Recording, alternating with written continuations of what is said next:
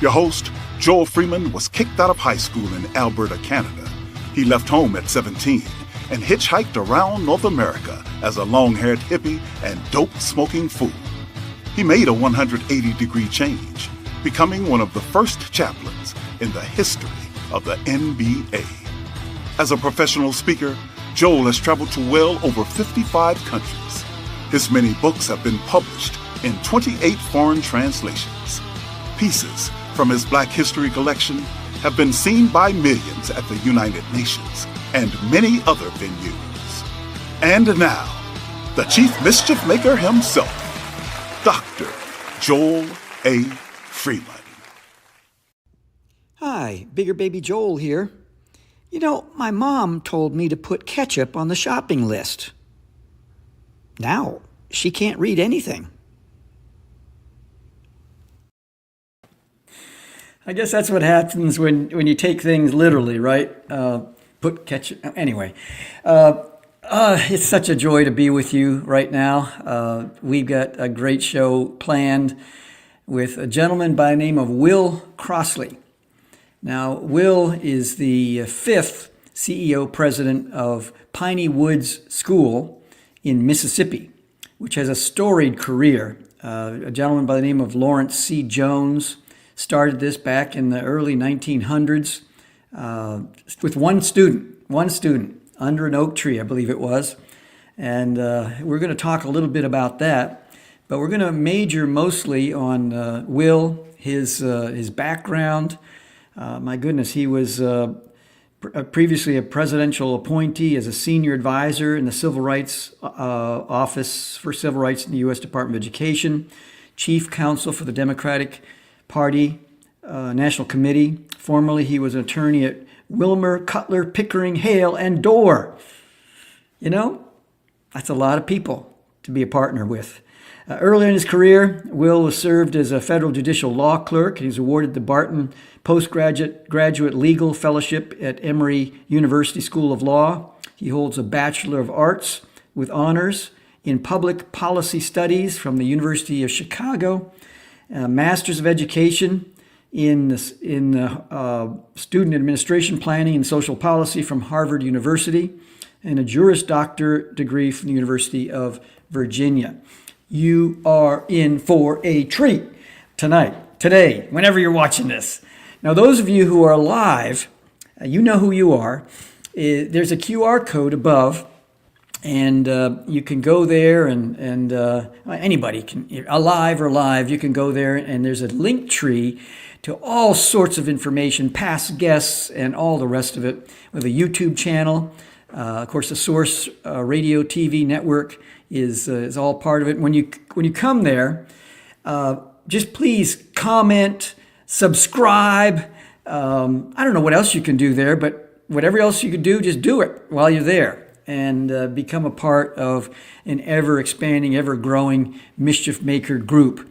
And of course, there's a definition of what is a Mischief Maker. A lot of people ask that. I can see the question marks above your head. What is this Mischief Maker show for some of our first-time viewers? Well, when you go to the QR code, you can find out about that. Now, here's another secret for live listeners, is that you can ask questions. So as we were talking with Will, and there's something I'm missing, which is, it's going to happen, please step in, and Mel is going to make sure that it's germane to our topic, and he will include it. It'll be written across the bottom, and then Will, there's a double, will respond in one way or another. And where there's a will, there's a way. So we have a song right now. I write music, and it's something that I've been doing for quite a while. And it's called Spin the Globe. This is about taking your child anywhere in the world when they turn 15. And I did that with all four of our children. And when you listen to this song, you'll get a sense of the genesis behind this particular idea that I implemented with all four of our children. And our grandchildren are coming up, got three grandchildren. That might be 4 someday, hopefully. But 3 grandchildren, probably do the same thing with them when they turn 15. Anyway, let's go to that song right now, Spin the Globe.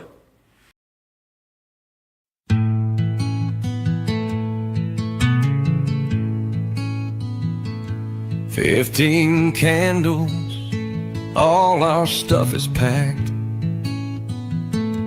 Maps laid out, no turning back. One last adventure, just you and me, before the road calls, before you're free. From Mark Twain's pages emerged the thought of beliefs taught and values caught. Prejudice fades where horizons bend. You'll see for yourself, it will become your good friend. Spin the globe, think and probe before you fly on your own 2 wings. Let's talk about life, discuss bigger things. Respect, love, and the years ahead. Anywhere in the world but that. Backpack stuffed, journals in tow, writing down stories as we'd go. Jerusalem lights or Sydney streets, deserts or jungles, mountains or reefs. The road teaches more than books can say. How people live, how strangers pray. We walked through history, tasted the past, laughed at our stumbles, made memories that last. Now you're driving, working fast food late. Life is fleeting, but this won't fade. You'll watch the news with different eyes. You'll see the people, not just the size. Spin the globe, think and probe before you fly on your own 2 wings. Let's talk about life, discuss bigger things. Respect, love, and the years ahead. Anywhere in the world with that. So here's to parents who take the chance to walk with their kids through a foreign dance. It's not just travel, it's planting seeds of love, of trust, what they'll need.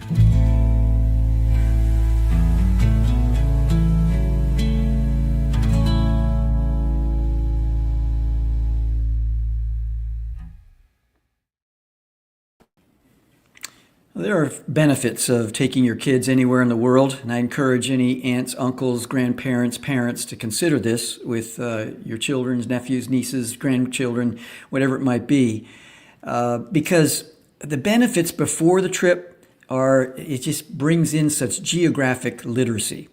It also, a young kid, I started around 6 or 7 with each one of the children, it helps them to, they're now making choices.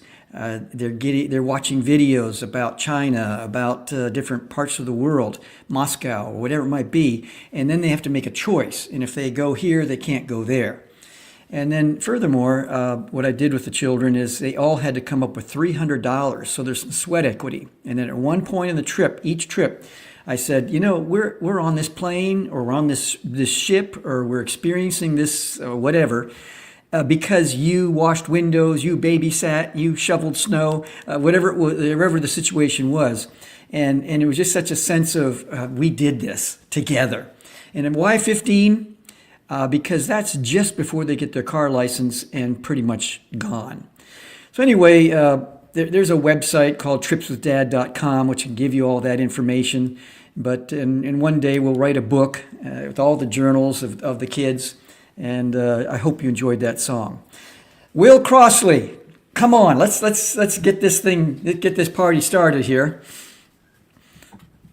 Will. Hi, Joe. How are you? Oh my, welcome. You're in Piney Woods, Mississippi, right? At this moment? I am indeed in Piney Woods, Mississippi. Let me say after that song and after your comments, a belated Happy Father's Day to you. Thank you. You too.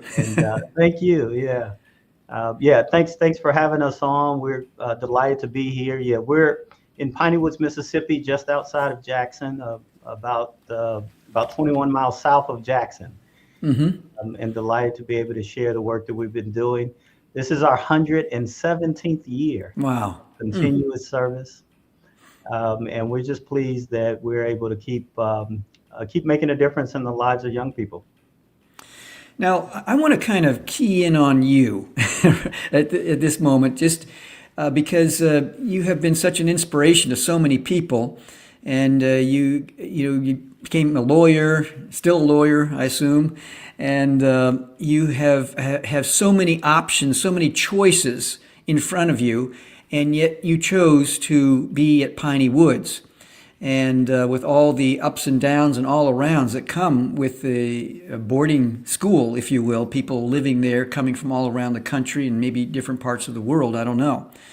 Tell us a little bit take us back to your childhood, how many kids in your family, your parents, neighborhood, where you grew up. Okay, we're going there. Yeah, so I was born in Chicago. Mm-hmm.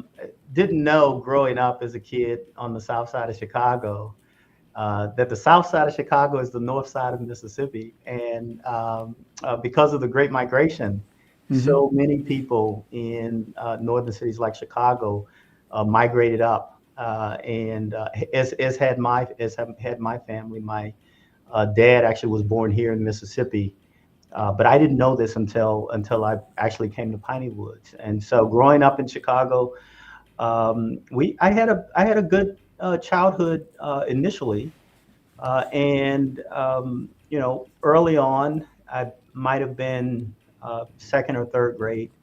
Don't remember clearly, but early on, my mom and dad split, and honestly, my dad had a problem with alcohol, mm-hmm. And so they split.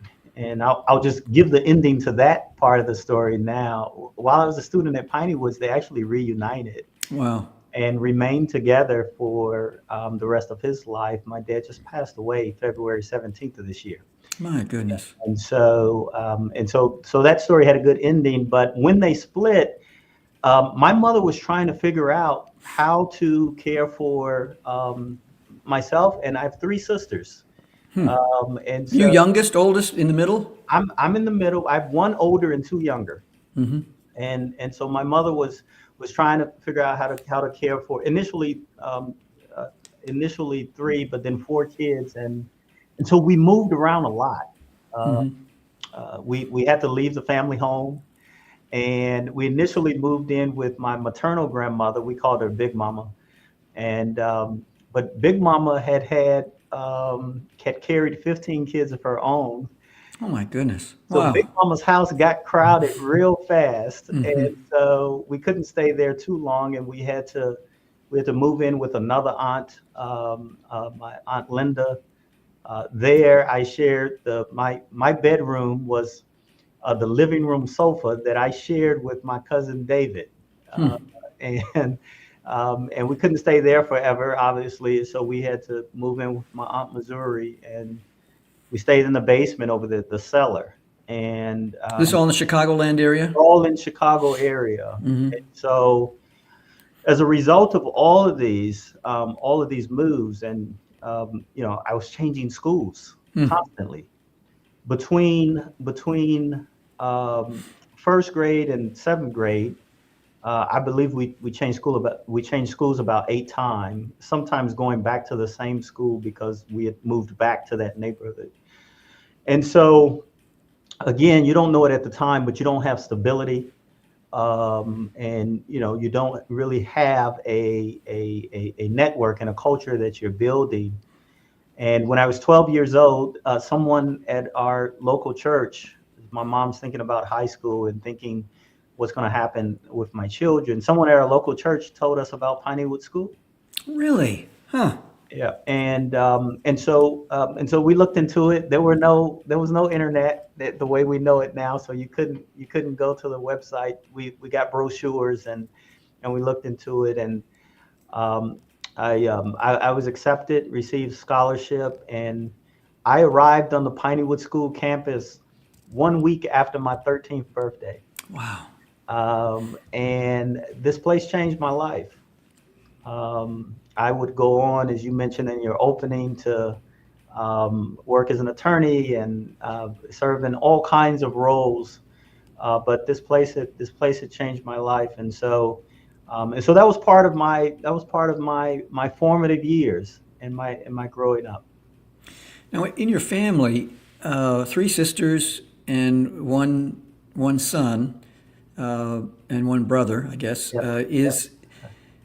In an alcoholic type family situation, people play different roles to survive. Yeah. What role did you play in the family? The court jester, the serious one? Yeah. I think I've always been a little bit of a serious one. But also willing to have fun. I was still young at the time. Probably 7 years old, something like that. And so I wasn't immersed in it, but you knew things weren't right in the home. You knew late at night, there was arguments and lots of things going on. And so my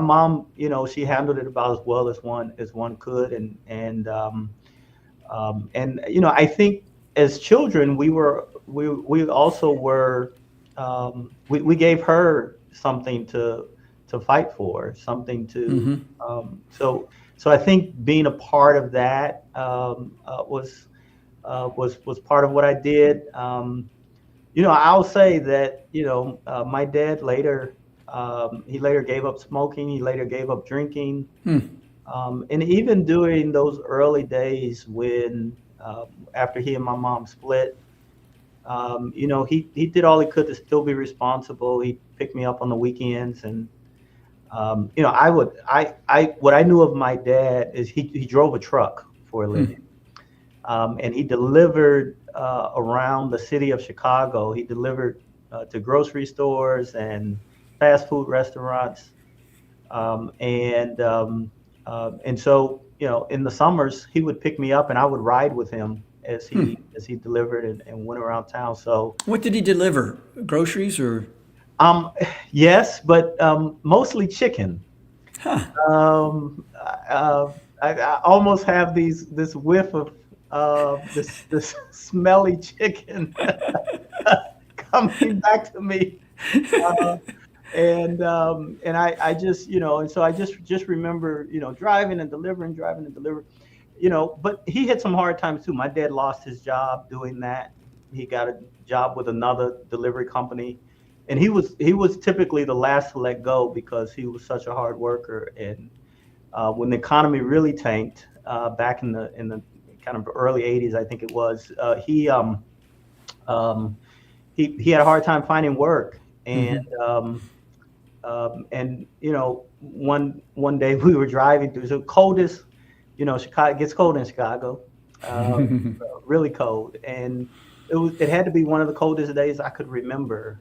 The inside of the window was frosted over. Oh my goodness. And I remember pulling into a gas station and wiping the frost off the window and looking out and seeing my mother had been driving. I looked out and I saw my dad was working at the gas station and he was pumping gas. One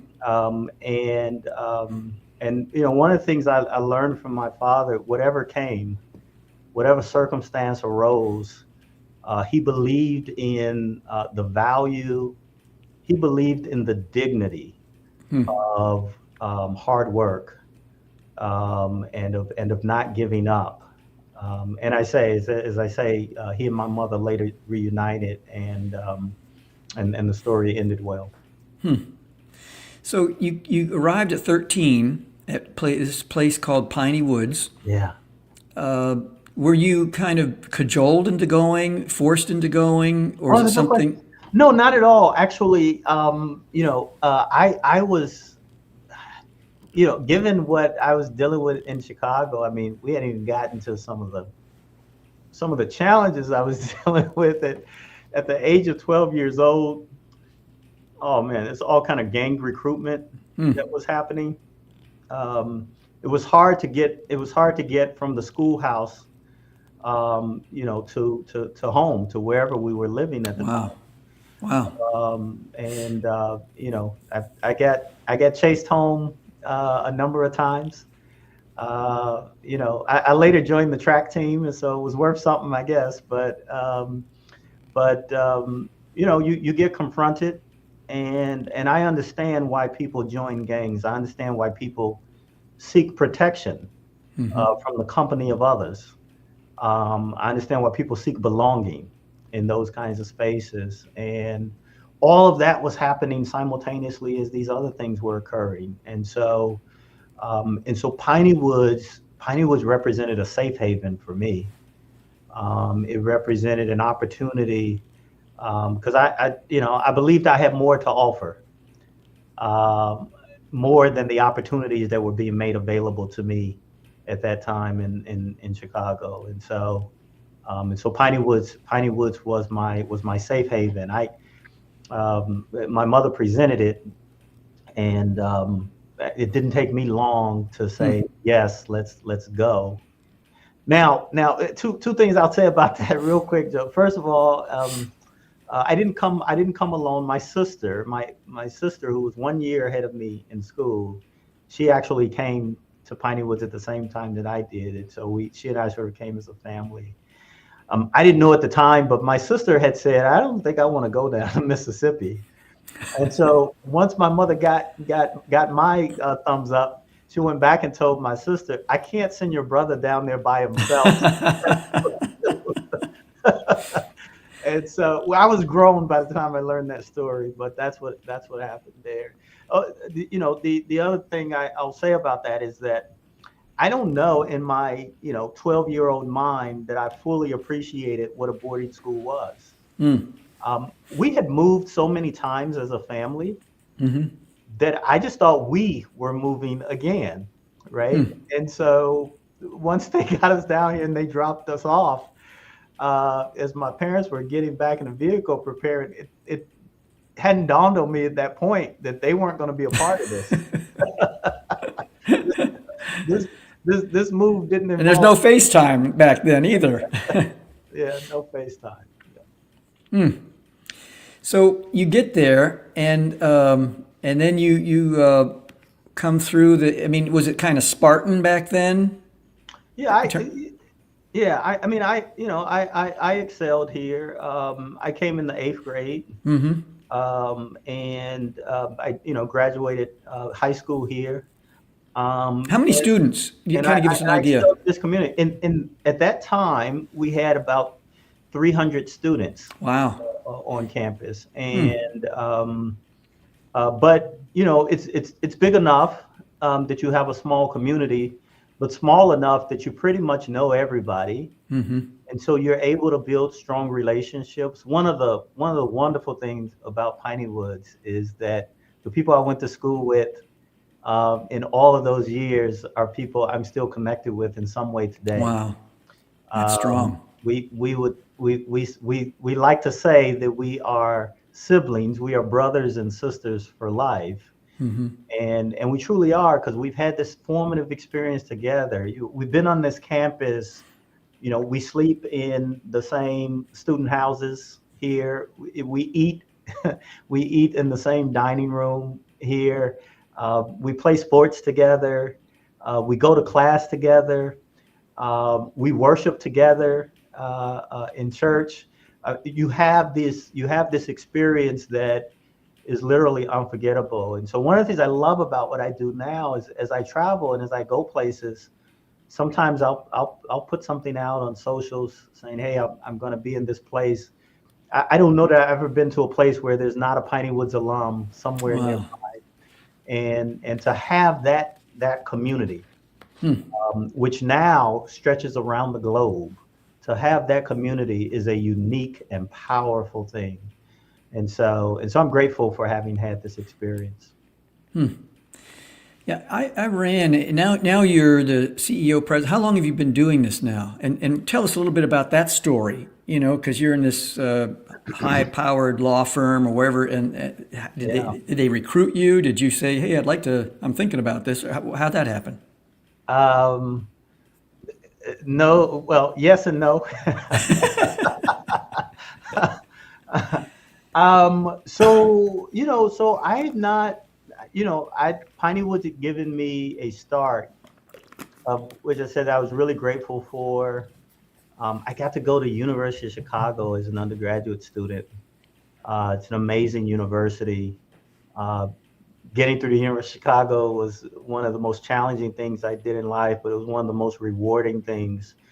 And I think that's kind of what Piney Woods was for me. It was hugely challenging. Isn't that the way it works? Rewarding, yeah. The most absolutely. challenging comes the most rewarding. It's not that way when you're there, maybe all the time, but later on as you reflect back. Exactly. Toughest teachers are the best teachers. That's exactly right. And I see it now. So every once in a while I get to teach a class, and I see it in my students. They don't like it at the beginning of the class, but by the end, they're grateful for what they've learned.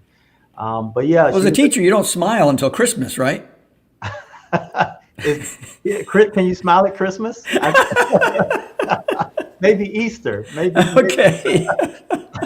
Maybe Easter. No, but and then from Chicago, I got to go to Harvard, as you mentioned, and then teach school. When I was teaching school on the south side of Chicago, I wanted to re-engage my community. I always had this thing of knowing, once I got to the University of Chicago, I knew that I had a privilege that most of the kids who grew up in my neighborhood in Chicago would never have, had never had.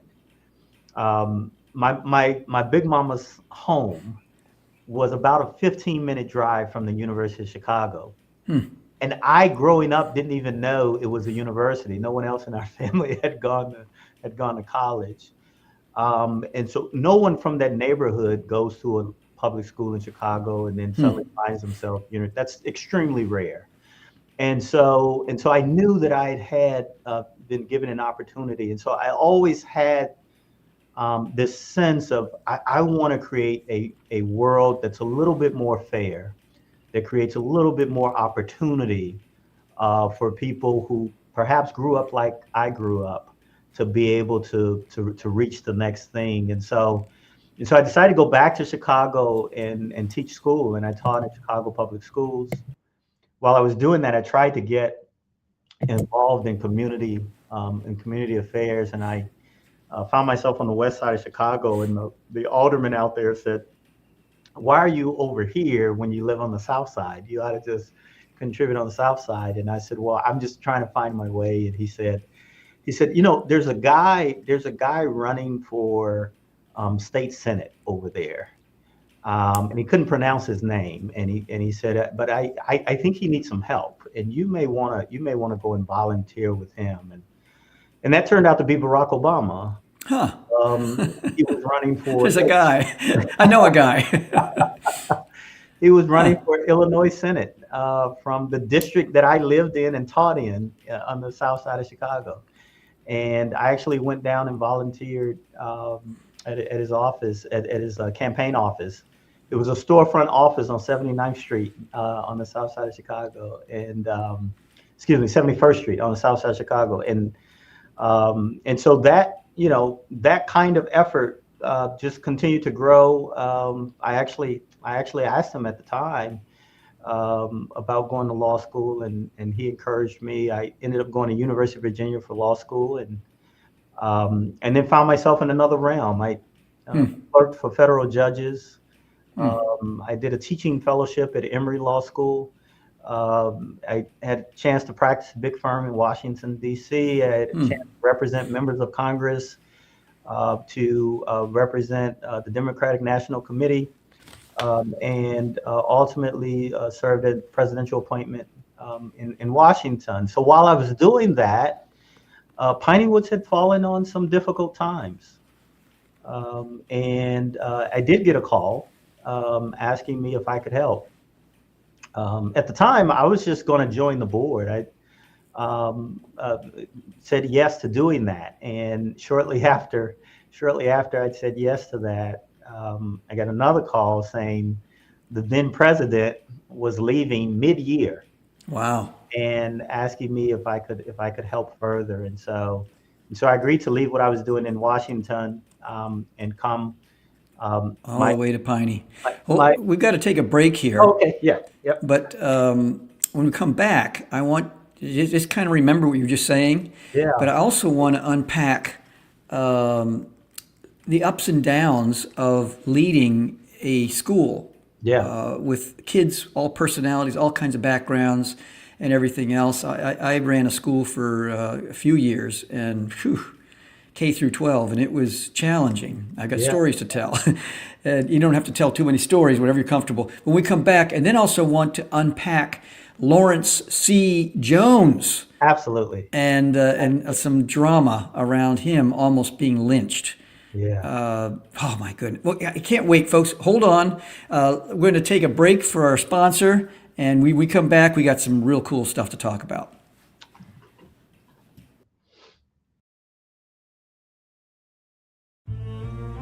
I traveled throughout much of Egypt, creating detailed sketches of ancient ruins.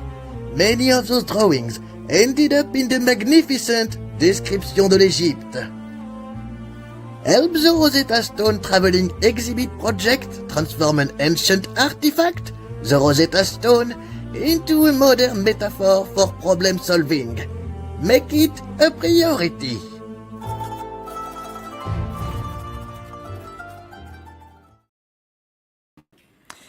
Well, we have the Rosetta Universe. We're very grateful that they have that they're a sponsor of this show. What we've done, Rosetta Universe, is something I think you'll really enjoy learning about in the QR code above, and also Mel, if you could put that question down just for a second, and then we'll come back to it in a little bit. But we also have a belt I designed. And this is in honor of Jack Johnson, the boxer, the first black heavyweight champion. Just look at the detail, the bling. The only way to get this is to donate to our foundation. And once you donate to the foundation, there's a number, on the QR code. If you go to rosettauniverse.com, just click on the belt, and it'll take you to a place to donate. We're only making 700 of these worldwide. And we're using every penny to go toward the Rosetta Universe project. And it's an initiative that you will learn more about on the website. Well, let's come back. Mel, if you could hold that question. It looks like a dynamite question, but I want us to finish talking about what we were discussing before. So you remember where we were, and can take it from there. Let me get us to Lawrence Jones, because I think that's really okay. Good. I'll do it this way. You asked me about coming back to Piney Woods after having a career in Washington, and the short of it is that I was asked to consider this, and uh, we we declined multiple times because it wasn't the plan that we had set out professionally, me and my family. Um, but but I prayed about it. I spent a lot of time and really believed that it was what God called us to do in that moment. And so we were just answering the call. And I'll say this about the decision to come here.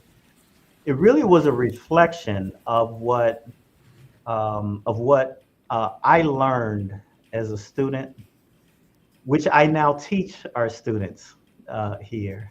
And it was a lesson that Lawrence C. Jones first began teaching students in 1909, from his own story and from his own work, that to whom much is given, much is required.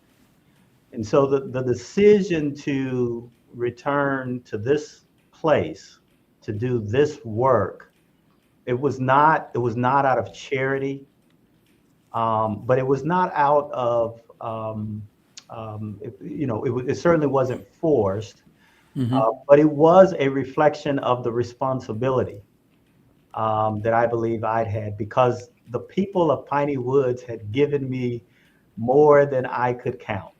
And so it's only fitting that those of us who benefited from this experience are part of ensuring that future generations will as well.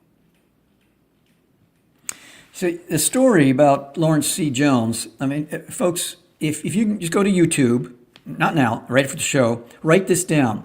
Lawrence, L-A-U, not L-A-W, L-A-U-R-E-N-C-E, Lawrence C. Jones, and look at a show called This Is Your Life.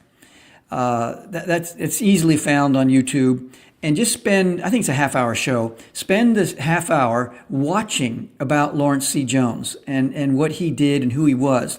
The story that really grips me, in fact, I just finished touching up a story about this, and you and I can talk later about how to utilize it as a fundraiser for Piney Woods. But he was, to my knowledge, the only person who was surrounded by racist white,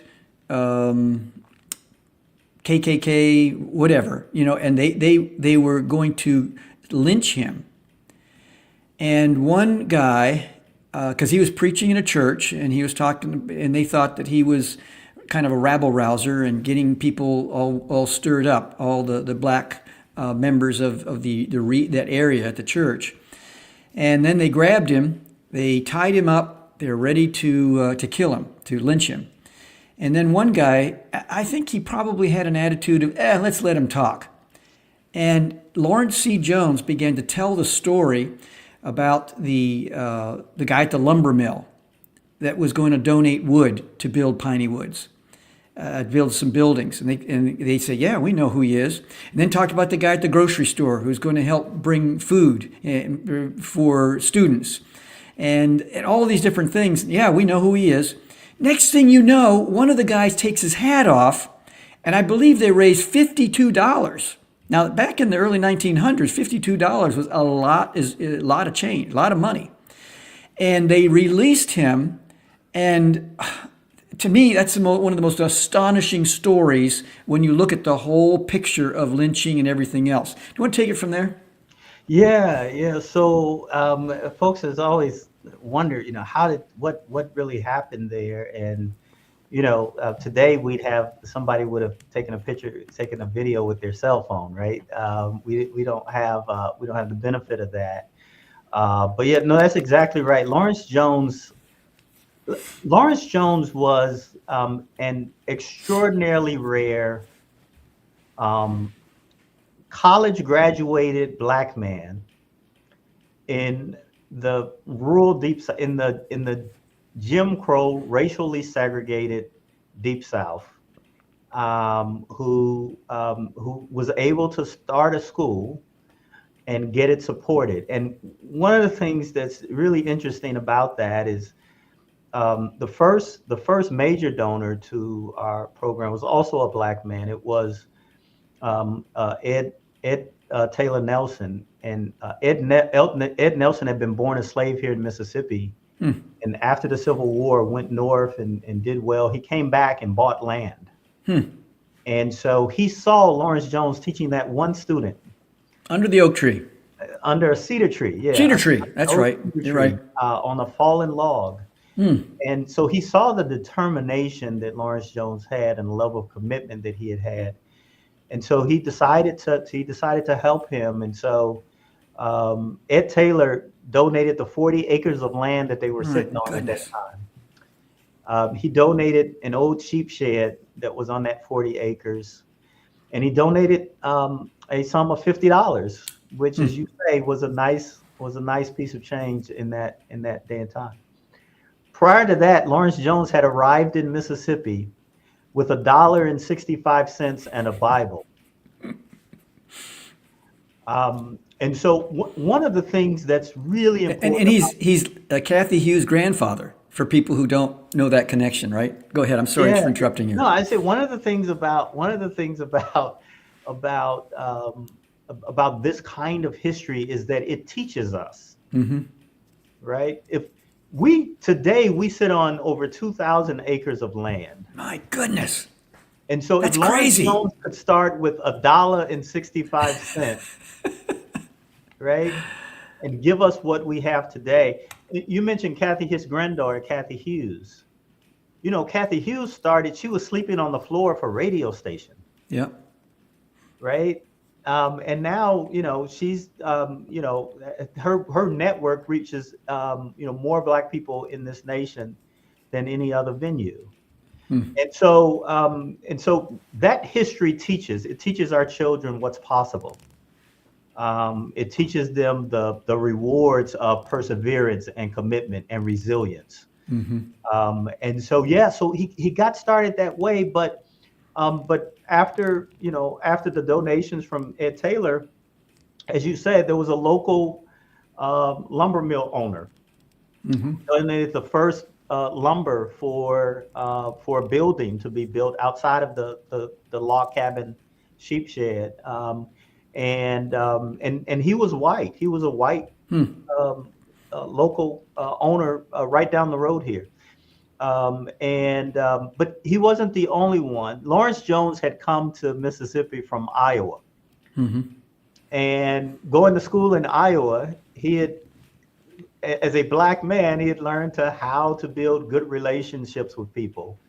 And many of those happen to be white. And so he used a lot of those lessons in building a network of people to support this work. And so 9 years into it is when this lynching episode occurred. And by that time, he had built a network, both Black and white, that allowed Piney Woods to move forward. Wow. There were 6 people that signed the original charter of Piney Woods School with the state of Mississippi in 1913. 3 of them were Black and 3 of them were white. One of them was Major Millsaps, famous for Millsaps College. And so Lawrence Jones had built a network of people like that, of people like the mill owner, of people like the owner of the bank that was existing down here in Braxton, Mississippi, of military folk like Major Millsaps, who was starting some other things in education. And so yes, he told them that the work that he was doing, these folks were involved in it and they were backing it, and that work was work that was gonna lift the entire community. Right? And then there's the girls, Kathy Hughes' mother, who went out playing trombones and everything else at all kinds of churches and fairs or whatever, and just spreading the word. The International Sweethearts of Rhythm. I'm probably not supposed to do this but let me see. I think I have here's one of their albums. Look at that. The International Sweethearts of Rhythm. Point out her Kathy Hughes' mom.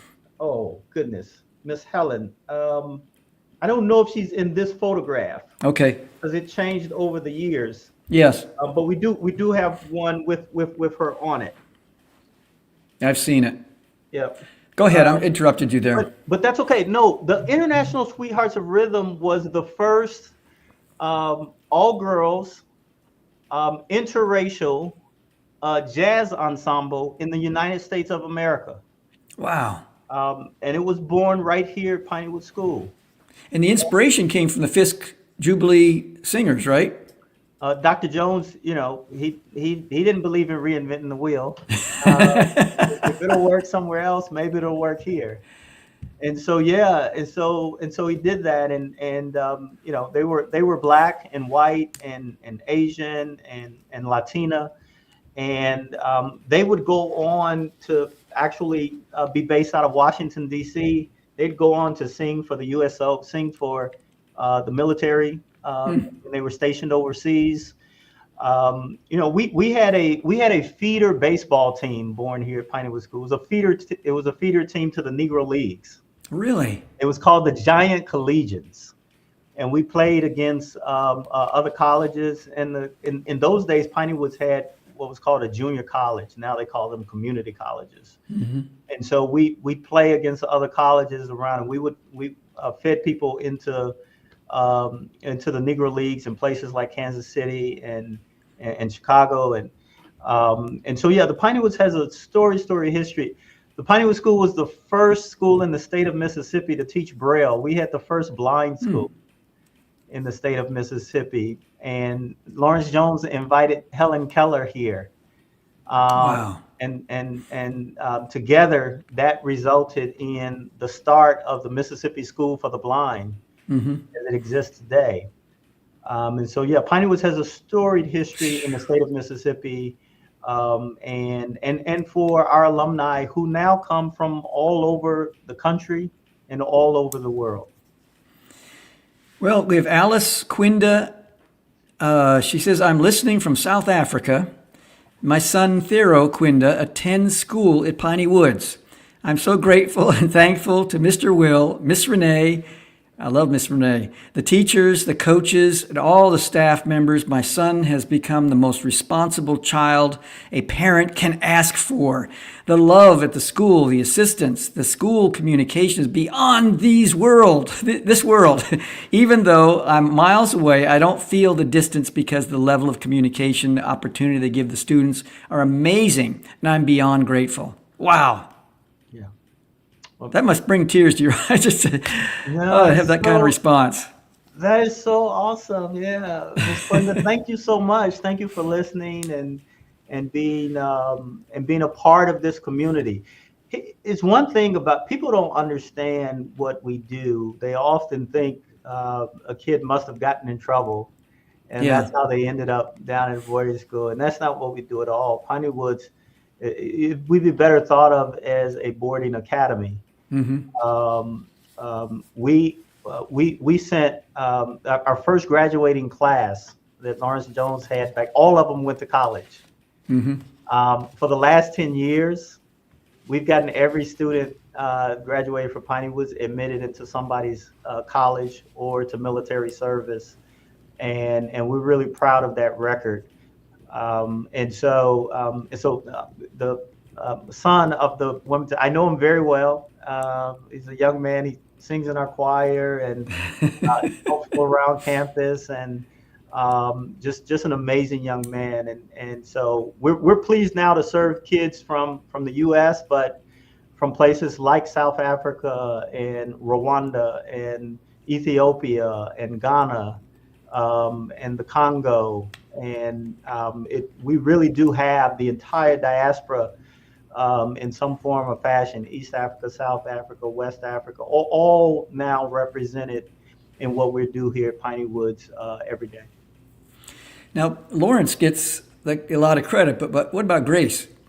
Grace Morris Allen Jones. Can you talk about her and her impact? Grace deserves more credit. Grace deserves more credit because Grace had already started a school in Iowa before Lawrence Jones went up and married her and dragged her down to Mississippi. I can't talk about dragging Mississippi. My wife may resonate with that. And but no, so she already knew how to do this. She had already done it. Honestly, she gave her life to this work and to this institution, and not just to the education of kids. She did the education work, but she was instrumental in starting a lot of these singing groups that would go around the country raising money. And she was instrumental in, she started a mother's network. Wow. Here in Mississippi, Black moms. And one of the things that they did in those days, do you know Piney Woods had the first integrated hospital in Rankin County, Mississippi? I did not know that. It's the first hospital that allowed all to come. And in those days, Black people were often born at home via midwives. And so one of the things they had to do was they had to teach midwives how to take the best records and how to keep them safe. Because a lot of people who were being born in those earliest days, they weren't keeping good records. And so people couldn't even tell you for sure the day and the year that they were born. And so Grace did a lot of work like that all throughout the community. She was instrumental in founding Oakley. It's a school here. It's actually an alternative school here. And she said, look, even kids who've gotten into trouble need to continue to get an education. And she was instrumental in helping found that. So. I want to talk after we read from Renee. Today, Piney Woods is one of the only 4 remaining historic Black boarding schools in the nation, drawing students from across the United States and internationally. Thank you, Renee. Thank you for that historic note. On that note, a lot of institutions die after the founder passes away. And this is kind of a setup for another element I want to go into. So when Lawrence C. Jones passes away, what do you give to the staying power of this school? 117 years? And to be able to continue, not just survive, but thrive since then. Yeah, so I appreciate you asking. Yeah, we've had some tough times since then, and perhaps others would have said Piney Woods has served its time. And but we knew that the thing that we were founded on was a thing that was still needed. That there are children in this nation right now. There are children in this world right now whose potential and whose promise is undervalued by others. And we knew that Piney Woods was established to create an opportunity for exactly those young people. And so we still have work to do. And so I think it's adherence to a core mission that is relevant to the community in which one lives that allows a thing like this to continue. Piney Woods wasn't born from a lot of money. It wasn't born from some rich families getting together and saying, we're going to start a school. It was born to serve that cause, and it was born out of a spirit of resilience and a spirit of perseverance. Joe, we have been hit by 6 tornadoes in our history. Oh my goodness. And what we've done is, instead of running from it, we decided to make our mascot the tornado. And so whatever comes, right? Whatever comes our way, whatever happens, we stay committed to mission. We pursue a way of life, and life here at Piney Woods is an acronym that stands for love. We practice love in every way, every day, everybody. Love, integrity, faith. We have the deepest faith in everything we do every day, and excellence. Love, integrity, faith, and excellence. We pursue excellence on everything we do, and big and small. And so And so those are the key ingredients. This notion, Lawrence Jones again started this with very little. And if you look at the tenets, if you look at the principles, if you look at the values that undergird the work and the mission and the life of the Piney Woods School, those are the same values and principles that say we can be responsible for our own uplift, right? That we can be sustainable. Right now, this campus is working toward the greatest sustainability that it can find. We grow food. Our kids grow food in our gardens on our farm, which we then use in our dining services, which we then sell at farmers markets. We have a rural water system which we own and operate here on our campus. We have our own sewer system that we own and operate here on our campus. We've started a solar array so we can be producing our own power, and we're teaching these kinds of sustainability practices, not just for someone to carry out, but for a way of living. To our young people. And I think that it's that spirit, it's that kind of spirit that has allowed Piney Woods to continue, long after Lawrence Jones had moved on. It's a Booker T. Washington type of spirit. And the thing is that you are facing a kind of a transition, not away from Piney Woods, but actually staying where you are, but showcasing Piney Woods as a body of proof for the philosophy behind and embedded in the Woodson Center.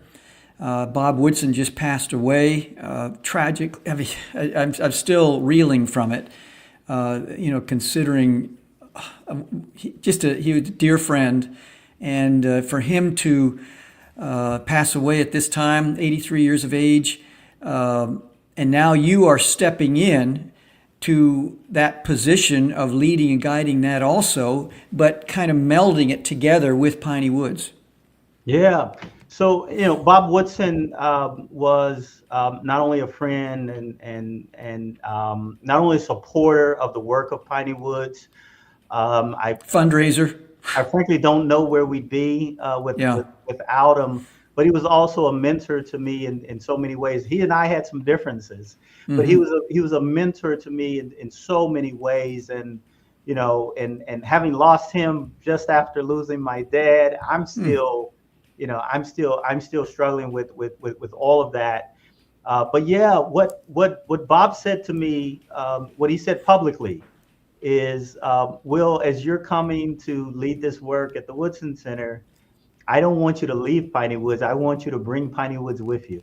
Wow. And so the Piney Woods and the Woodson Center coming together allows us to lift this work, lift these principles, lift these values, lift this success higher, and hold it out as a solution, to some of the ails. Some of the things that ail our communities all across this nation. We have about 1 minute left, and what young person listening right now may be overwhelmed by obstacles? What lessons from your own life, from Lawrence C. Jones, from Grace, from the whole history, can you share to that person? Yeah, faith in something bigger than yourself. I could not do this work. I don't think Lawrence Jones could do this work. I don't think anyone does this kind of work well if it's fundamentally about them. And what I've learned is that if you're fighting for something bigger than yourself, you can have an impact that outlasts you. And that's what Bob Woodson did throughout his life. He fought for causes and principles that were bigger than himself. And that's going to allow his work to continue. The Piney Woods story is not over. It's not done. It didn't end with Lawrence Jones. It only started. And it won't end with me, because everyone who's doing this work, everyone who's a part of this work, we're all fighting for something that's much bigger than ourselves. It's remaining faithful to that cause. Yes. It's remaining faithful to that cause that allows us to truly achieve success. Will, when I talk with people, I listen for words, very important. But even deeper than that, I listen for the music behind the words, the passion, the sincerity of heart. All I can tell you is in this past 50 minutes or so, I have heard a lot of music behind every word you've spoken, and it really has made a wonderful impact on me. And I think the Woodson Center, Piney Woods, very blessed and fortunate to have you on board. Thank you so much for all you do for so many. Thank you, Joe. I really appreciate it. Let me invite all of your listeners to check us out at pineywoods.org. And become a part of this community by applying to come to school here or by supporting our every young person receives a scholarship here. And so we do this with more than just us and for far more than just us. So thank you. Thank you for allowing us to share our work. When this goes to podcasts, pineywoods.org is going to be all over this video. Awesome. Awesome. Thank you so much. Thank you. Bless you. Bless you. Well, folks, next week we're going to have a very special. I mean, I didn't know how we could top tonight, but tomorrow, that next time, we're going to have Elizabeth Meters, a dear friend for years. She has cobbled together probably the most comprehensive Black history collection in the country, in the United States. And so I can't wait till you meet her. Almost face to face here on the Mischief Maker Show. She's a mischief maker, just like Will is. Thank you so much, Ibidi. That's all, folks. You have just experienced another episode of the Mischief Maker broadcast. Hit the subscribe button. Connect at chiefmischiefmaker.com. Thanks for coming along for the ride. And hopefully, you are now a bit closer to becoming a mischief maker in your part of the world.